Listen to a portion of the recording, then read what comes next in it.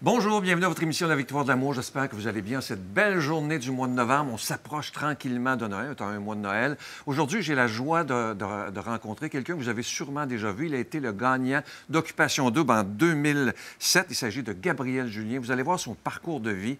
Il ne l'a pas eu facile, mais vous allez voir un homme absolument rayonnant. Preuve qu'on peut toujours se sortir de nos problèmes. En chanson, Anne-Marie Faniel, notre ami Victor pour le commentaire de l'Évangile, la chronique avec notre amie Christine Michaud. Je suis Sylvain Charon. Bienvenue à votre émission La Victoire de l'amour. Un seul geste de toi viendra mon secours. Viens semer dans mon âme le grain de l'amour. Je traverse un désert et je meurs de soif.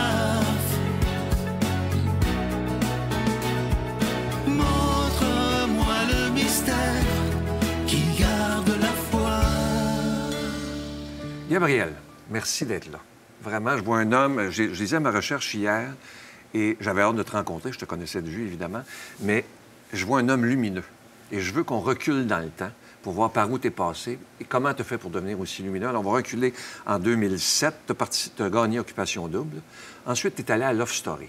Qu'est-ce qui s'est passé à Love Story où il y a quelque chose qui a comme déclenché? Ta mère venait de mourir, je pense. Exactement. En fait, suite à la victoire d'Occupation Double, j'ai fait beaucoup de tournées de bar, qui est un peu ce qu'on fait après avoir gagné une télé-réalité, là. Je sais pas si c'est encore le cas, mais à l'époque, c'était ça. Puis, dans le fond, on m'a appelé pour faire Love Story. J'ai dit oui parce que j'étais encore à la recherche de cette espèce de célébrité instantanée, d'expérience un peu. Donc, j'ai décidé d'accepter pour venir brouiller les cartes un peu des lofters, parce que c'était le Love Story All-Star. Donc, moi, j'étais un candidat d'Occupation Double. Donc, j'étais là un peu pour brouiller les cartes, créer un peu de bisbille, comme on dit dans le jargon de télé-réalité. Puis, en fait, ce qui est arrivé, c'est qu'un peu avant que l'émission commence, ma mère est décédée. En fait, elle s'est réveillée avec de la tachycardie. Puis, on fait une erreur médicale, puis... malheureusement, j'ai même pas pu lui dire au revoir, là, parce que c'est une erreur, puis on pensait qu'elle allait être... l'opération serait bien déroulée, mais ça n'a pas été le cas. Puis j'ai fait abstraction de mes émotions. Je suis parti, avant que Love Story commence, au Mexique, enterrer les cendres de ma mère. Puis j'ai bu toute la semaine, puis je suis arrivé là-bas très fatigué, peu de sommeil, puis je suis rentré dans l'émission, puis on a eu beaucoup de la misère à m'accepter ma présence, puisque je venais d'une autre télé-réalité, là. Donc, ça a été vraiment difficile. Là. Et c'est à ce moment, c'est-tu à Love Story que tu as fait une psychose, une des premières psychoses? Oui, en fait, là, c'est à mon entrée, l'acceptation, ça a été super difficile. Puis là, en fait, on m'a pas attribué de lit. Donc, j'ai pas dormi durant 3 jours. J'aurais pu dormir sur le divan ou autre, ou peut-être dormir avec quelqu'un, mais disons que ma tête roulait vraiment rapidement. Veux pas, c'est des contextes sociaux qui sont difficiles, surtout quand ça fait déjà une semaine que tu pratiquement pas dormi. Tu viens de perdre ta mère. Oui, exactement. Fait que je suis beaucoup dans l'acceptation d'être dans l'offre, mais dans ma tête, je suis dans l'acceptation du décès de ma mère. Donc, c'est 2 acceptations que j'ai à faire. Puis là, dans le fond, ce que je fais, c'est que je commence à avoir une obsession sur l'acceptation. J'en fais une réelle obsession après 3 jours sans dormir. Puis là, je demande à la production de quitter le LOF parce que j'ai réussi ma mission, qui était, dans le fond, de... Si on accepte ce qui nous arrive dans la vie, bien, c'est là la clé du bonheur. Puis moi, je voulais quitter l'émission pour répandre ça, dans le fond, à la population, là. Ce qui était un peu psychotique, si on peut dire, vu l'obsession. Donc, après 12 heures pour arranger mon départ, j'ai fini par quitter. J'ai rencontré un psychologue, puis là, je lui explique, bien, j'ai fait une psychose. Bien, j'ai pas fait une psychose, c'est pas ça que je lui dis, là, mais je lui explique, je sors d'une télé-réalité, ma mère vient de mourir, j'ai pas beaucoup dormi, je veux juste retourner chez moi, me reposer. Puis là, rendu à la maison, bien, ça dort pas mieux. Puis je me suis retrouvé à l'hôpital Maisonneuve-Rosemont. En crise. En crise. On m'offre de la médication pour dormir, que je refuse. Parce que, rendu à cette étape-là, j'ai peur de la psychiatrie. J'ai peur de la psychiatrie. Je pense qu'on veut mettre fin à mes jours parce que je suis fou, parce que le message que j'ai à livrer est trop gros. Donc, je refuse la médication, je me couche au sol, puis je crie « Je veux dormir, je veux dormir, je veux dormir ». Puis c'est vraiment pratiquement à l'aube que je sens que on va peut-être me prendre un peu de force, si on peut dire, pour m'administrer de la médication. Fait que c'est la première fois et la dernière fois que j'ai accepté ma mort parce que je croyais que l'injection qu'on allait me donner allait mettre fin à mes jours. Ouais. Ah oui. Et c'est à ce moment-là que tu t'es mis à consommer cocaïne, alcool, et tu es allé loin là-dedans. Là. Bien, en fait, moi, je me suis inscrit à Occupation Double pour faire la promotion d'un bar que j'allais ouvrir. Donc, l'alcool a toujours été quand même présente. Puis même à l'adolescence, j'ai consommé quelques drogues chimiques. Probablement dû au fait que je me suis fait intimider à l'école. Puis le premier groupe d'amis qui m'a accepté, c'était des consommateurs. Fait que ça a quand même fait toujours partie de ma vie. Mais je te dirais qu'après Occupation Double, c'est vraiment là que la cocaïne s'est mise dans ma vie de façon un peu insidieuse. De temps en temps, j'en achète pas vraiment. Puis c'est vraiment quelque chose qui est insidieux, la consommation, autant l'alcool que la cocaïne ou tous les drogues, là, parce que socialement, des fois, on est très influençable. En 2011, tu vas en prison au Mexique. C'est bien ça, en 2011? Oui. Qu'est-ce qui s'est passé? Tu te rappelles, ça ne doit pas être évident d'être en prison au Mexique, là?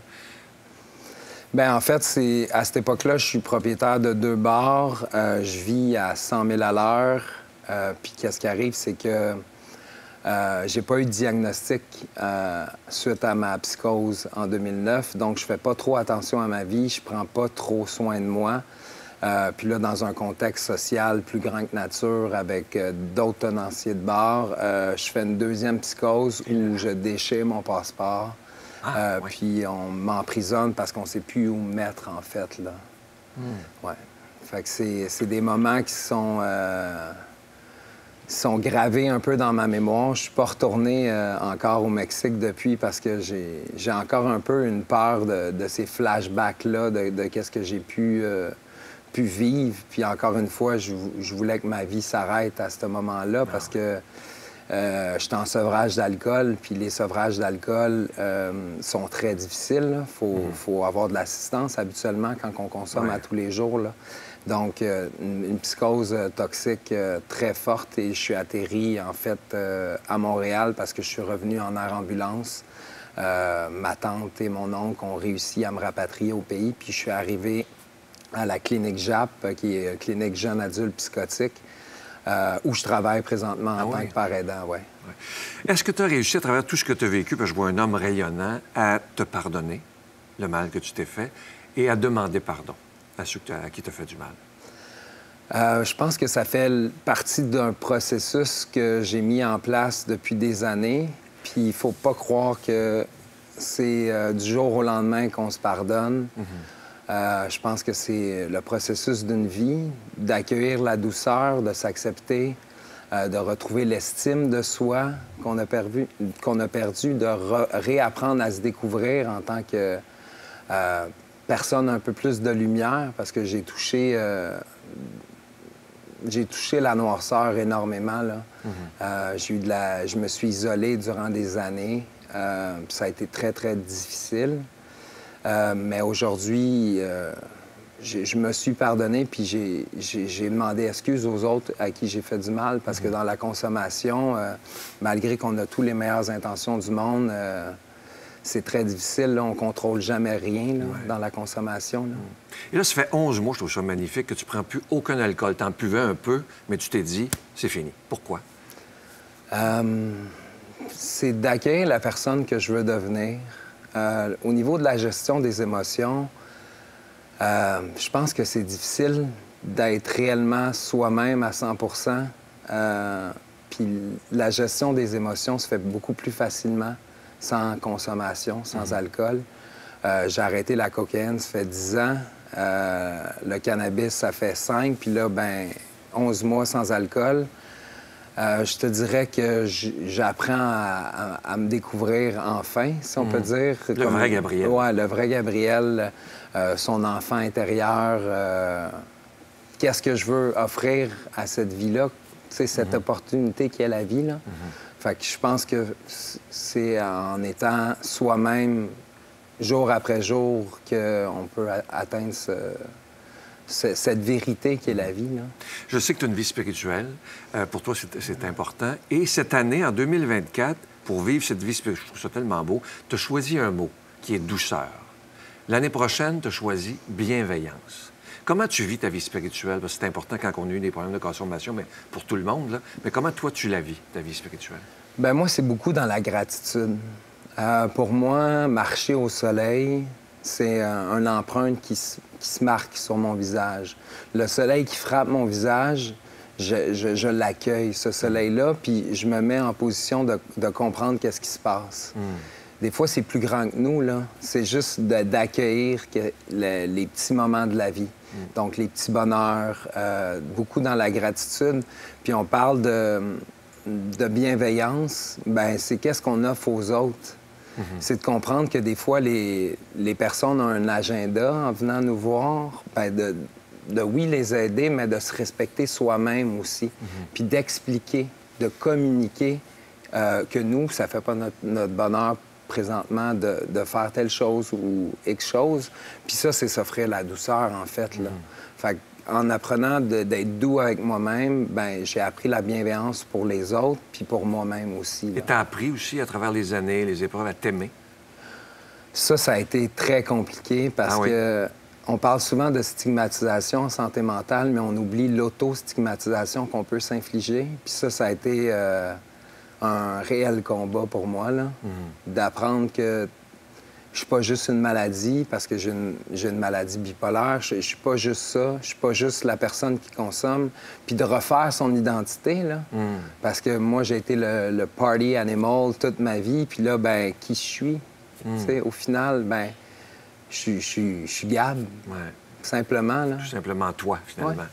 Qu'est-ce que tu aurais à nous dire si on a quelqu'un autour de nous, ça peut être quelqu'un de la famille, un ami, une amie, peu importe, qui vit ce que tu as vécu, problème de santé mentale, qu'est-ce qu'on fait dans ce temps-là? Parce que des fois, on est démunis. On ne sait pas comment agir. Bien, je pense que l'écoute, c'est la plus belle chose qu'on peut offrir. Puis d'essayer de ne pas avoir des conseils non sollicités, tu sais. D'accueillir la personne comme elle est, puis pas essayer de trouver trop de solutions. Des fois, les solutions, on les a nous-mêmes, c'est juste qu'ils sont enfouis. Mais d'accueillir puis de bien communiquer ce qu'on peut offrir aussi. J'ai entendu beaucoup d'histoires de gens qui décident de faire du déni et s'en vont tout simplement parce qu'ils sont pas capables de communiquer, que c'est trop dur pour eux aider.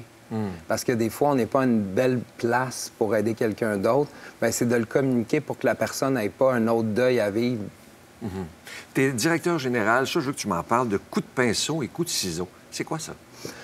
C'est une galerie d'art que j'ai fondée en 2020, pratiquement quand la pandémie est arrivée. En fait, moi, quand j'ai été suivi en 2011 jusqu'en 2015 environ dans une clinique pour jeunes adultes psychotiques, j'ai réalisé qu'il y avait un réel besoin au niveau de l'esthétisme. Je pense que quand on a un problème de santé mentale ou une dépression, etc., c'est des fois la chose qui part en premier. Puis, dans le fond, souvent, bien, il y a le côté monétaire, des fois, bien, on peut plus travailler, etc. Fait que c'est un petit soin qui est pratiquement essentiel, selon moi, de prendre soin de soi, qui part en premier. Donc, j'ai développé cette galerie-là, dans le fond, avec les profits qu'on amasse. On coupe des cheveux à des gens qui ont des troubles de santé mentale et en situation d'itinérance aussi, là. C'est magnifique. Pour le moment, on a au-dessus de 400 coupes offertes, là. Fait que je suis très fier de ce projet-là qui me tient vraiment à cœur, là. En tout cas, moi, je veux te remercier d'être discuté parce que vraiment, tu es un homme lumineux. Ça m'a même fait beaucoup bien de t'entendre. Et je veux t'offrir cette belle petite carte avec le visage de Jésus. C'est écrit « Ne crains rien, car je suis avec toi, je te la donne ». Je t'offre une très, très belle chanson à cette belle période de Noël, interprétée par Anne-Marie Faniel, le premier Noël. Merci. Merci à toi.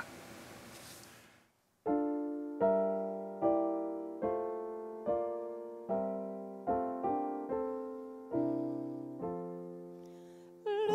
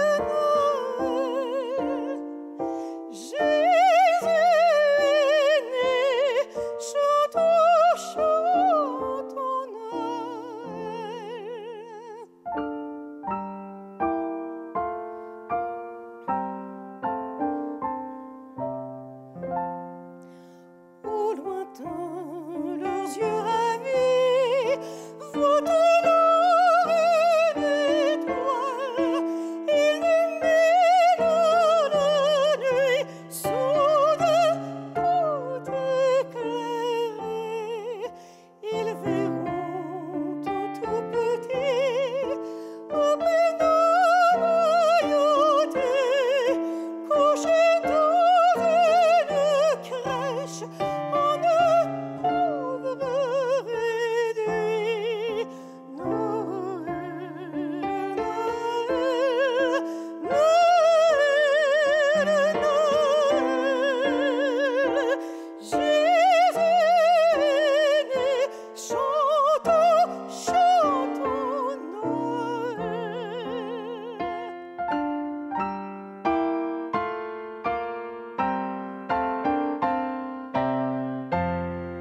Trois grands rois de l'Orient ont aperçu l'étoile. Aussitôt sont partis rencontrer leur sauveur.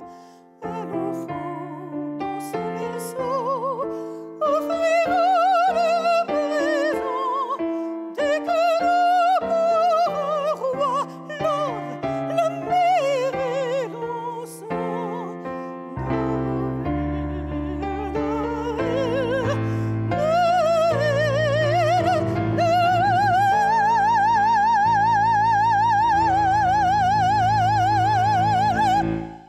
Jésus est né, chantons, chantons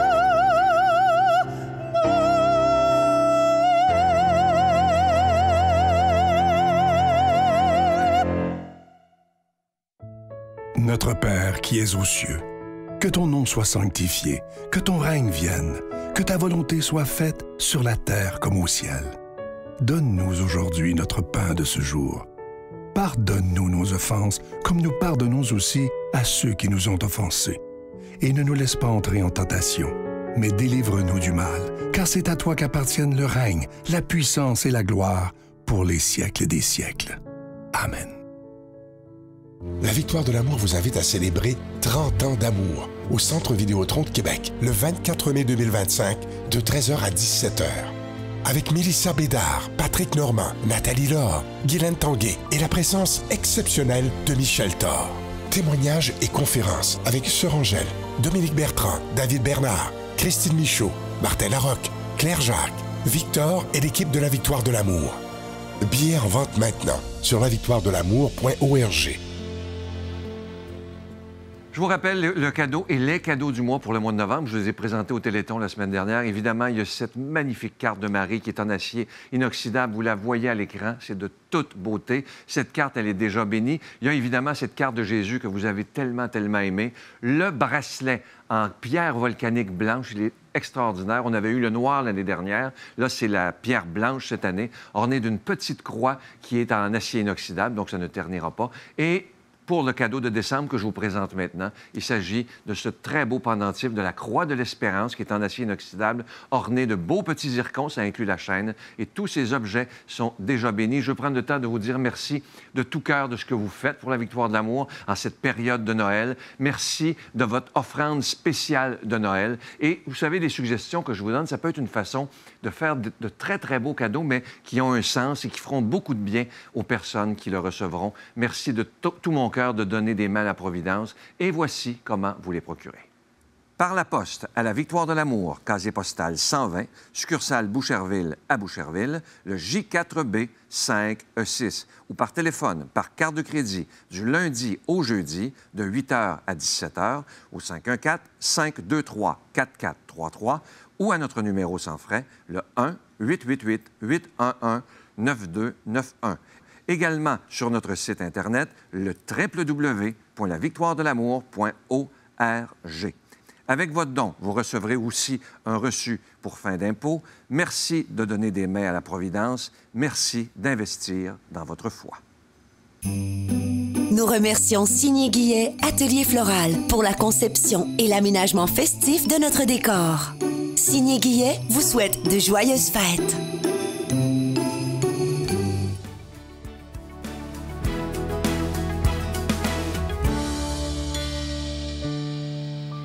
Bonjour à vous. Cette semaine, pour ma chronique, vu qu'on achève une année, je me suis dit, c'est toujours bien de se demander qu'est-ce qu'on veut pour l'année suivante.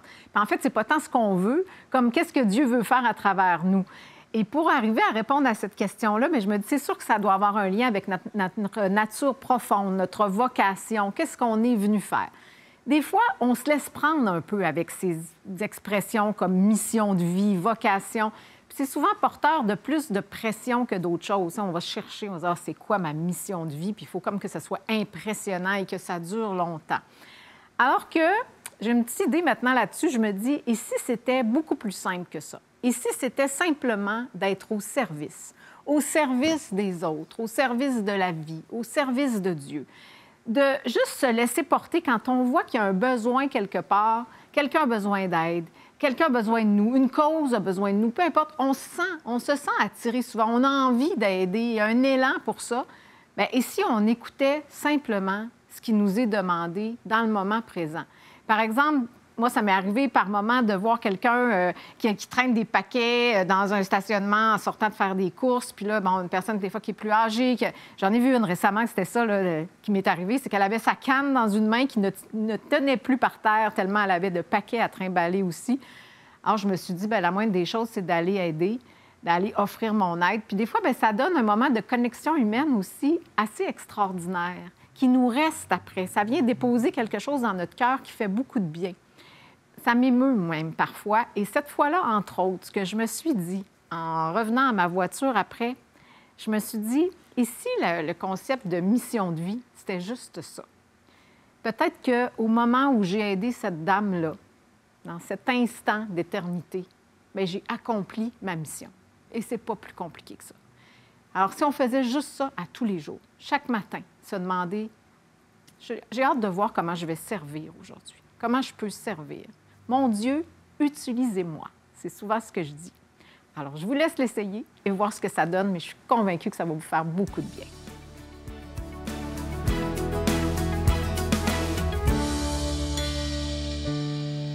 Bonjour, aujourd'hui je voudrais vous parler de quelque chose qui m'émerveille dans l'Évangile, c'est l'humilité de Jésus. Regardez ce qui se passe dans le passage d'aujourd'hui. Jésus est traîné devant Pilate, il est interrogé, il est accusé injustement, il a une pression extraordinaire, mentale, psychologique, qui est lourde, et en plus il est frappé, il est humilié, pression physique. Il est roi, et regardez pourtant sa réaction. Nous ne sommes pas rois, et voyez notre réaction. À chaque fois qu'il y a quelque chose qui se passe d'un petit peu injuste contre nous, on se débat dans tous les sens. Non, je sais pas moi, je suis innocent.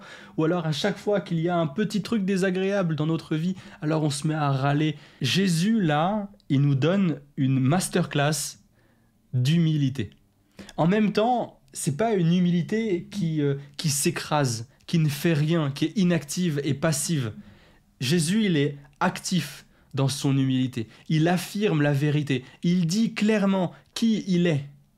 Mais pas de violence, pas d'outre-mesure, pas de débordement. Nous, on bataille, on crie, on se révolte pour essayer de préserver ne serait-ce qu'une petite part de ce que les gens pensent de nous. Jésus, il est devant Pilate, devant la foule qui se moque. Jésus, il est frappé, il est humilié. Pilate dit « Voici l'homme ».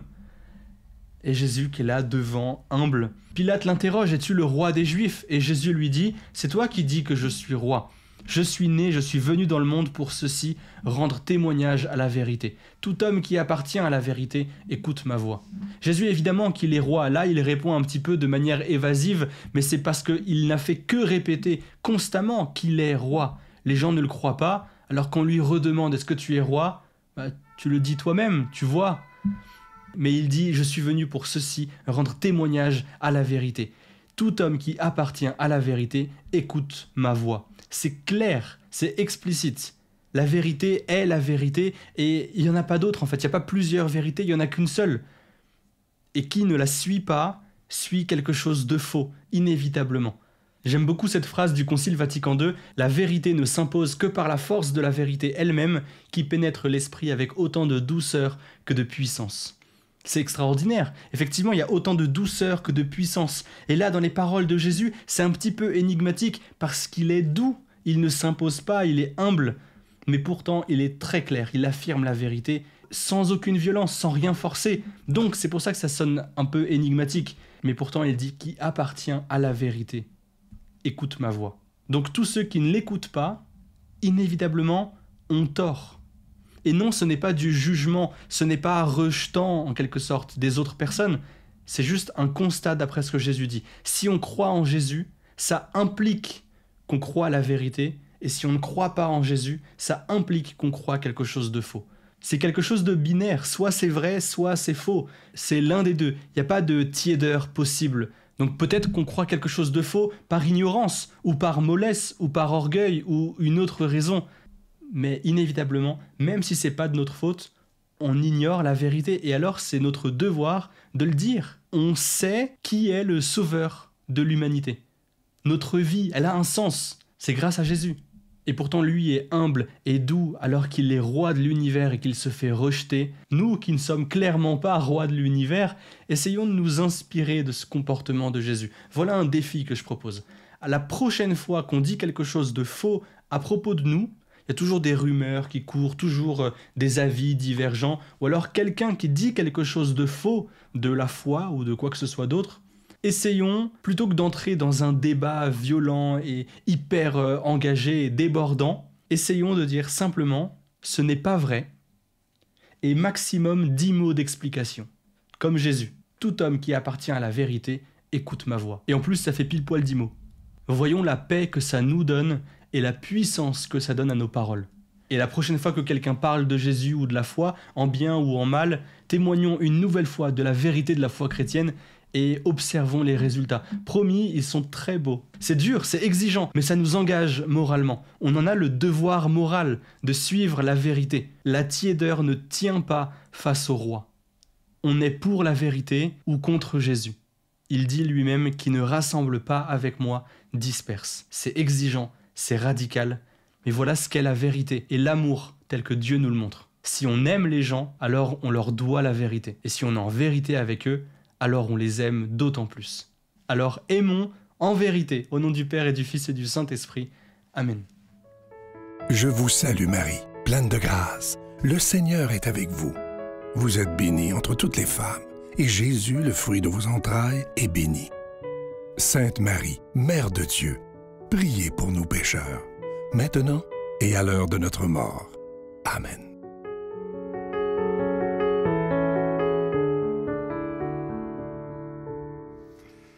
Si vous saviez comment j'ai aimé rencontrer Gabriel, c'est un être lumineux. Vous voyez, malgré toutes les épreuves qu'on peut vivre dans la vie, il y a toujours moyen de se relever et Gabriel en est la preuve. Évidemment, je vous parle, vous allez voir à l'écran toutes les villes qui seront desservies par Groupe Voyage Québec pour venir au Centre Vidéotron le 24 mai 2025. Je vous donne le numéro de téléphone pour réserver directement auprès de Groupe Voyage Québec. Eux vous fournissent le billet et l'autobus. Évidemment, c'est le 1-866-441-4390. 1-866-441-4390. Ça se donne bien en cadeau un beau billet pour le Centre Vidéotron en 2025. Je vous souhaite une belle journée et je vous dis à demain. Bye!